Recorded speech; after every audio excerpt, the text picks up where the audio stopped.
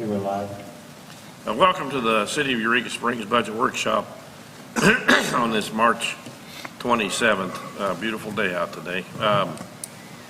Michael, you're on, buddy. All righty. How's everybody doing today? Good, thanks. All right. We're going to go over our normal packet that we give out. You're going to see some new stuff in there, and I'm going to kind of explain it as we go along. Just some charts and some graphs and some additional documents to give you all some additional information. The first page that we've come up with on the sales and use tax distribution, the report that we give you normally on the monthly basis, which is the next page, basically shows you the amount of the tax, the two 1%. But we kind of wanted to show you a breakdown of how that tax actually works. So if you'll see at the top, this was collected in November. It was remitted by the merchants to the state in December, and we received it in January. So on our 1% sales tax, we received $125,962. Of that, 35% went to the street fund, and 65% of it went to our general fund. On the second 1% of the $125,962.53, that goes actually to our agent that is handling our bond. They take out a monthly amount for the bond, and then they send us the remainder. So the $25,124.10 goes into the bond payment reserve fund, and the remainder, the $100,838.43, comes to us. As part of the other percentage of our taxes, the 0.25%, that goes directly to parks, and the 0.125% goes directly to parks. So if you look down to the bottom, we're going to get 108 out of the $299,161 that came in taxes. Out of the general fund is going to get 182,000 of that. The streets is going to get 44,000. Parks got 47,000, and $25,000 was held out for our bond payment. And what they do is they take, I'll show you in a minute, we put our amortization on the bond. What we do is they take how much we're supposed to pay this year in our principal payment and our interest payment. They divide that out over by 12. They take out the money each month, and then whenever it comes time to make the payment, they make the payment for us so that they make sure that that sales tax went to pay for that bond. It's not that we're pulling it out of somewhere else or whatever. So that's why that is held out by the bond. One thing, just real quick for Yes, sir. those out in TV land that both those sales tax for parks, just to remind everyone, is that they go directly to parks after they pass through the city. Yes, they come to us. The city transfers that into their accounts. Yes, it comes to us, and then we do a monthly transfer to parks to send them that money. Okay. Any question about the new sheet? No, I like it. And we'll be Looks good. We'll be giving you that each month so that you can see where it's at. The next page is our comparison, where we compare 2023 over 2022. Our sales tax was down of what we collected in January over what we had collected in 2022. We're about 7% down, 7.8% collective.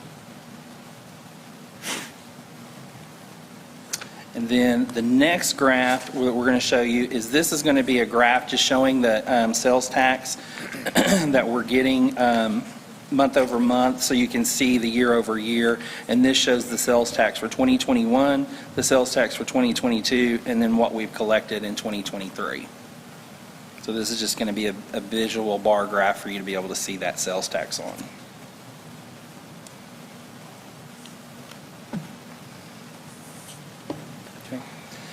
Our next one is our revenue and expenditures report. This is our main one that we go over. As of January 31st of 2023, we should be at 8.49% over all of our fiscal year is completed. If you go down to the bottom, we had total revenue in January of $958,424, which is 6.63%, so our revenue is a little bit behind.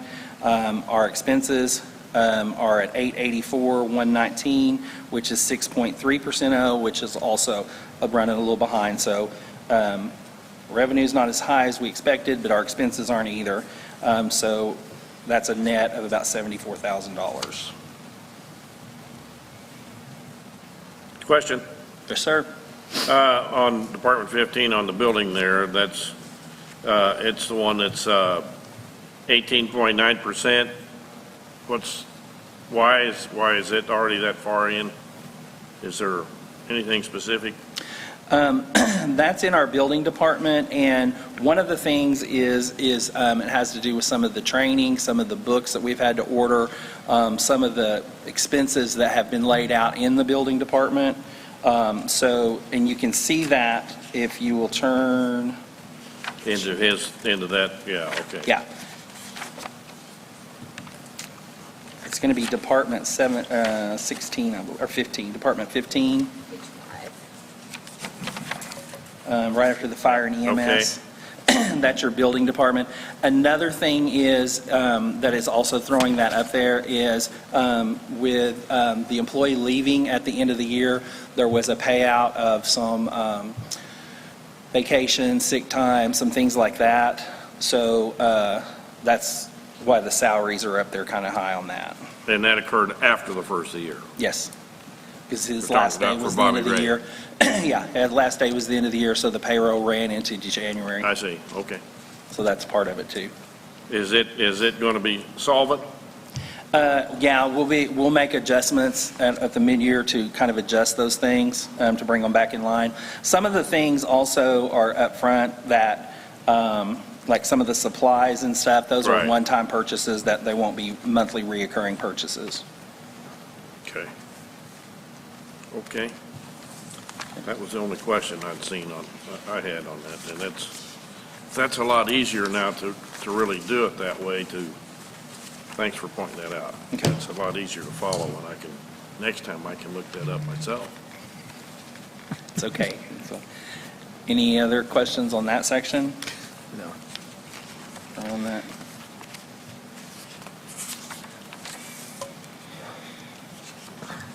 Any surprises? We haven't had any surprises. I'm still concerned about the water. I still think we need to get into the water and discuss the water. About increasing the rates getting our because rates. of our increase? Yes, yes.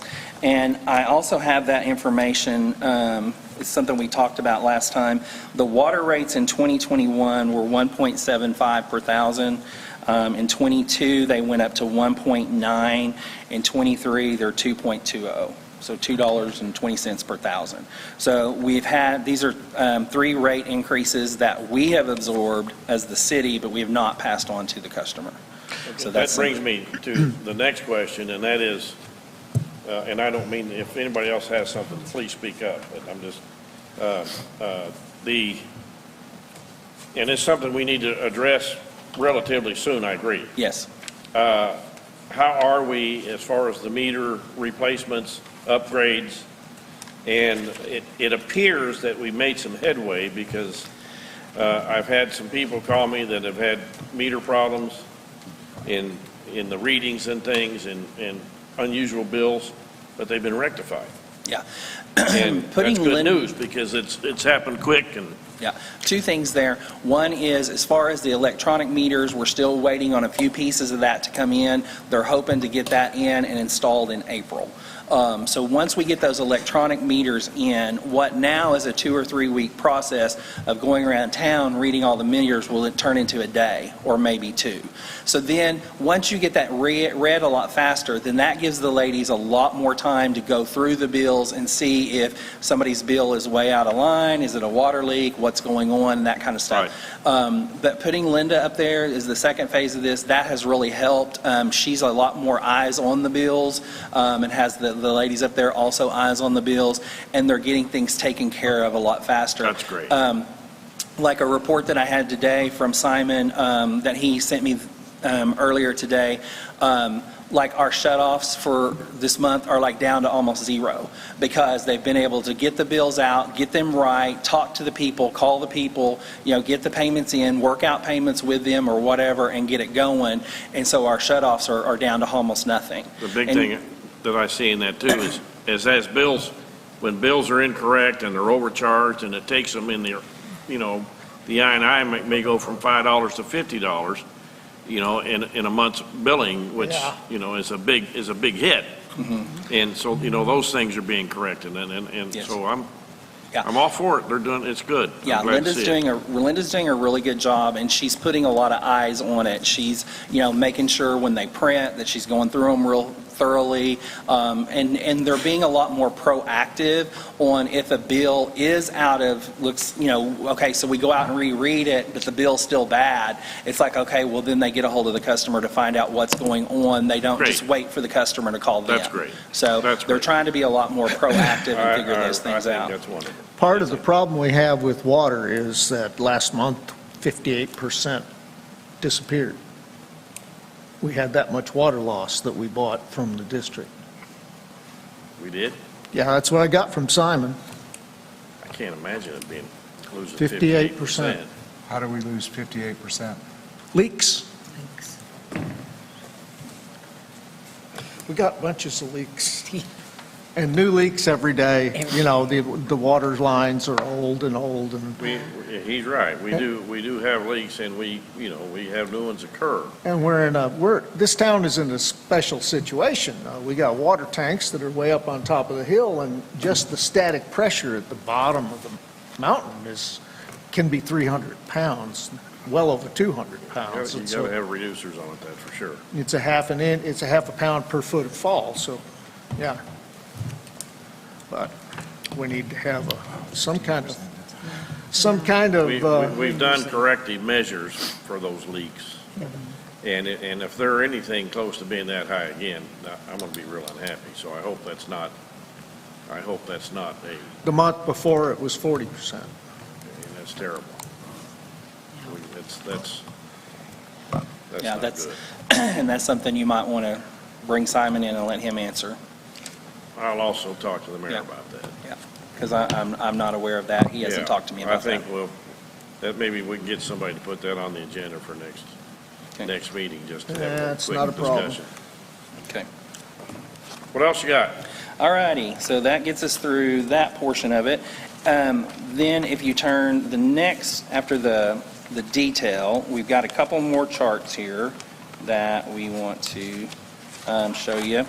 The first one is just kind of a chart showing you our revenue over expenses, to show you kind of just in a more of a bar graph there that we had. Would you tell them where you are so everybody knows? We're clear at the back. It's the City of Eureka Springs monthly revenue versus expensive chart. It's right after the detail of Okay. what we just discussed. I think we're all on it. It just shows kind of more of a bar graph to show you that we had $958,000 in revenue and we had $882 in expenses, just to show you that our revenue, we're going to chart this month over month to show you our revenue versus our expenses. The next chart is a month-to-date revenue versus prior year. This isn't going to be like a cumulative chart. This is going to actually be each month to show you that in January of 2022, we had 1.1 million, and in 2023, we had 958. So we're going to show you each month what our revenue was versus the prior year for that month. So that's what we're going to show you there. But we'll continue to have the 3-year graph as Okay. well.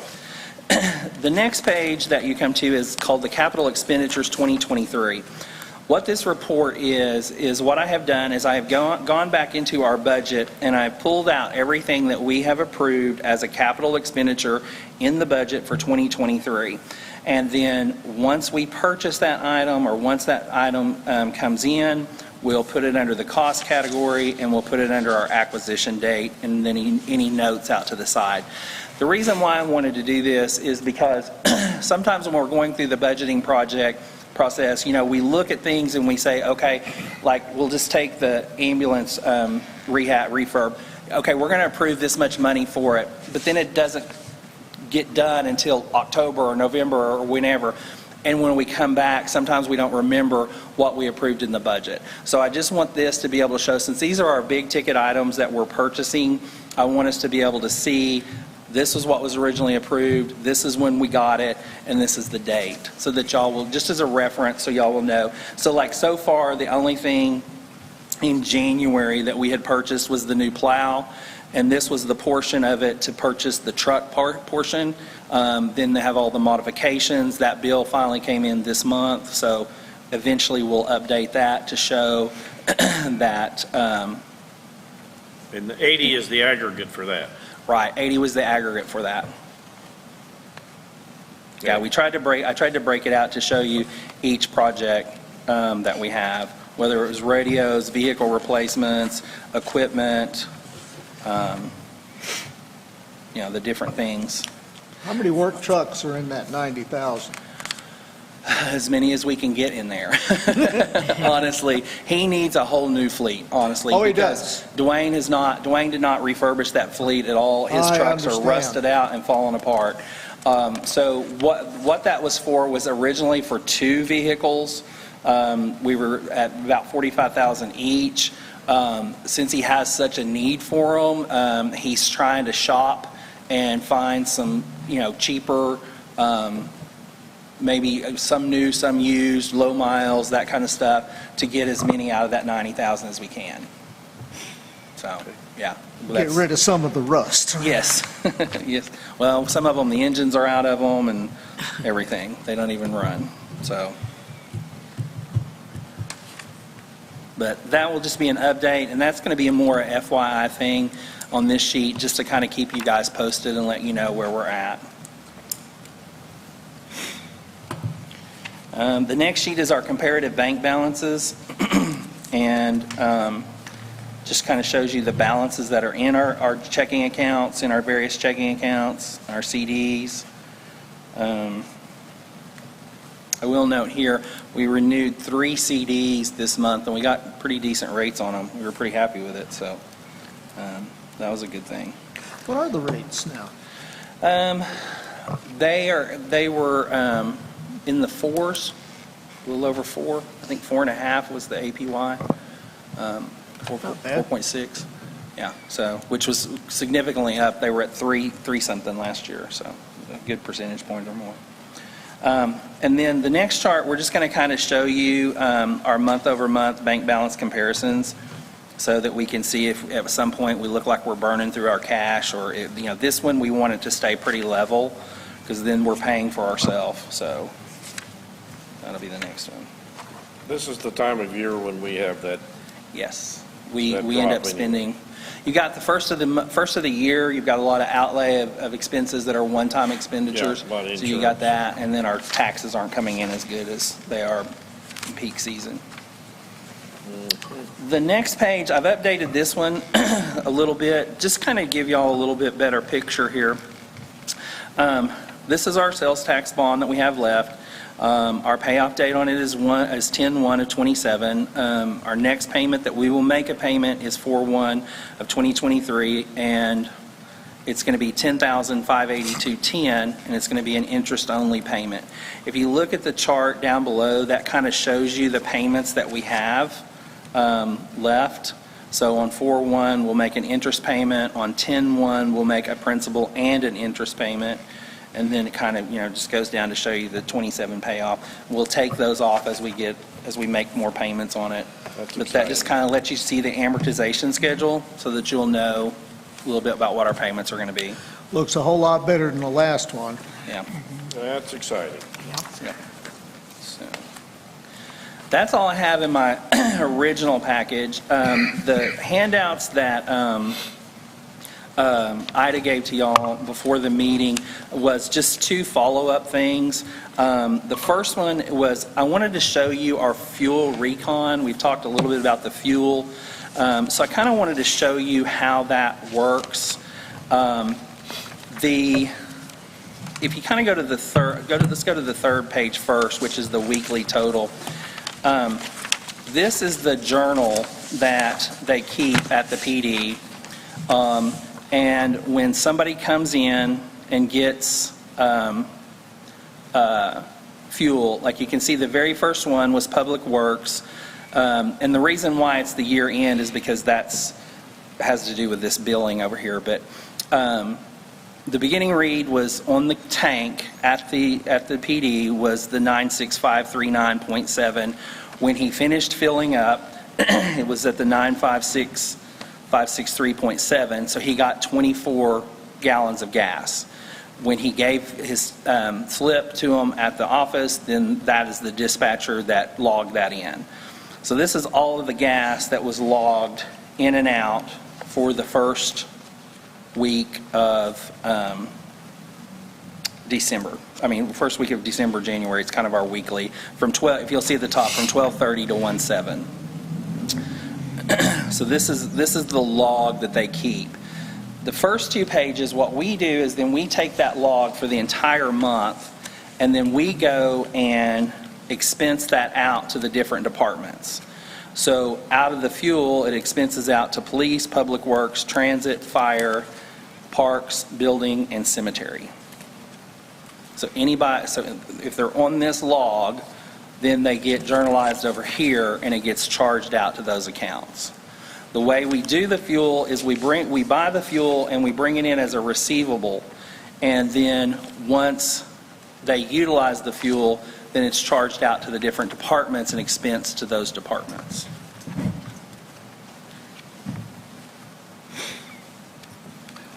We do not have the mileage on these. We don't know what the mile per gallon is. That's the clincher right there. What we know from the information that we have regarding the fuel is how many gallons each vehicle purchased. I understand, So, but we That's- don't know how many miles they drove to use that fuel. no, If we had a this fleet doesn't- system, this a doesn't card system where everyone had to plug in their card or put in their code, they have to put in their mileage. The state does it all the time. It's a way of keeping somebody from filling up their tank, going home, siphoning some out in their own car. When you see the average miles per gallon goes down to 4 miles a gallon, you know there's something going on, because this is a lot of gas. so. This is our, as far as the finance part of it, this is our, how we, I Sure. just wanted to let y'all know how we track it and how we expense it out. So that's that. The next thing in here, it's a lot of pages and it's a lot of detail. Smitty gave y'all a answer to David when you asked about the franchise. I had him go ahead and send me an email explaining that and referencing the ordinances. So I just put that in there for y'all to read whenever you want to. It's not anything we really need to go over. It's just his response to that question, because I didn't know myself, and he kind of got thrown in the spotlight and had to give a quick answer. So I just thought I'd get us some more detail. So that's his response to me of what that is, and then the ordinance pages behind it. So. Thank you.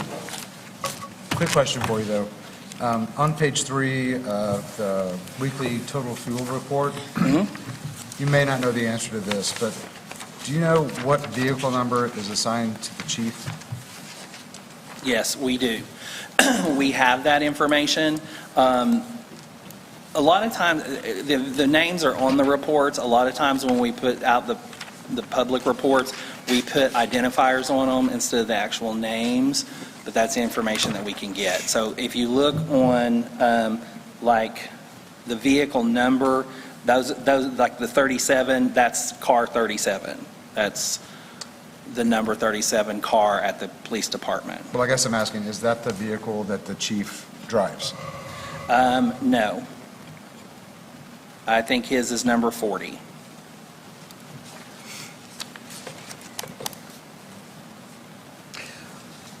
Well, we got one entry here for Police Department car number 33, and then down below, a transportation car number 33. Do we have a 33 car at transportation and a 33 car at the Police Department? Yes, the transportation would be for the transit department. They get their cars fueled there also.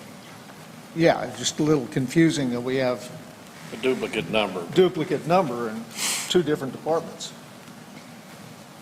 Is there a car 54? I don't know where it is. Me neither. And my second question for you is, the vehicle that we had for Bobby Ray, what vehicle number is that? I do not know the vehicle number on that one. I can get that. It's probably not even on here because that's been sitting at the police department and hasn't been being used to my knowledge. I don't think it hasn't been used.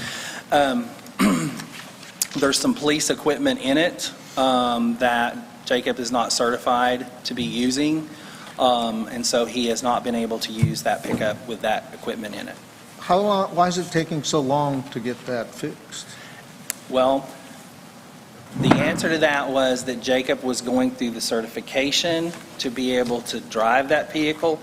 In the meantime, he was driving a decommissioned police car, is what he was driving. With no seat belts and no front brakes? Yes, it did have those things. It didn't have a seat belt. I saw The it. seatbelt was broke. The seatbelt was being fixed. Once he notified us that it was broke, we took it to Johnson's and had it fixed. Can't fix them if I don't know what's wrong with them. So but the truck is now being decertified as a police vehicle, so it can be used in the building department. When it was originally in the building department, my understanding, this is a long time ago, it's an old truck. It was in the building department, and because Bobby Ray was also a certified officer, a police officer, it had all the radios and lights and equipment and everything for it to be a police vehicle also. He had two other vehicles before that that didn't have all the lights and Right. sirens and everything on it, and he blew them up. So now then he got this nice pickup truck, and then he drove a police car instead of the pickup. Do we have any Sorry. auxiliary officers that are, I don't think we have any auxiliary now at all, I don't think. And there's Chief sitting back oh, there. there he is. Sorry, the lights are like right here. Yeah. I think we have some auxiliary officers right now. I think we have like 4 or 5 auxiliary Okay, officers. Yeah. Is that correct, Chief? He said yes. That is correct. 4 or 5 auxiliary officers. I didn't even know we had them. Oh, yeah.